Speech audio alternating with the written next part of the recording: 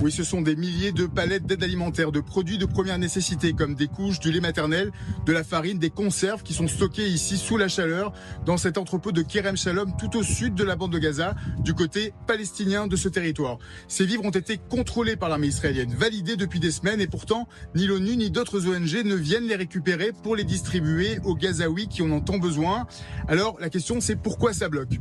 En mars dernier, après la dernière trêve entre Israël et le Hamas, Israël a interrompu l'entrée de convois humanitaires, un blocus sous prétexte que le Hamas s'en servait pour les revendre et refinancer les salaires de leurs combattants. 11 semaines plus tard, le 26 mai dernier, un nouveau système de distribution conjoint entre Israël et les Américains qui a été mis en place, GHF, et qui n'a pas du tout plu aux ONG sur le terrain. L'ONU au premier plan qui a refusé d'y participer, accusant une militarisation de l'humanitaire. Ce qui nous amène ici à Kerem Shalom où l'équivalent de 600 camions sont entreposés parce que l'ONU refuserait de les distribuer, prétextant l'impossibilité de convois sécurisés dans la bande de Gaza. Sécurité qui doit être assumée soit par la police locale, c'est-à-dire le Hamas, ce que refuse Israël, soit par la Fondation humanitaire pour Gaza, ce que refuserait l'ONU. Au final, les seules victimes de cette situation ubuesque sont évidemment les Gazaouis qui voient cette aide se périmer et pourrir à ciel ouvert.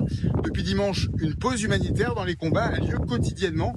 Des couloirs aériens qui ont été ouverts par Israël pour permettre à des pays tiers comme la Jordanie ou les Émirats arabes unis de larguer de l'aide directement sur la bande de Gaza.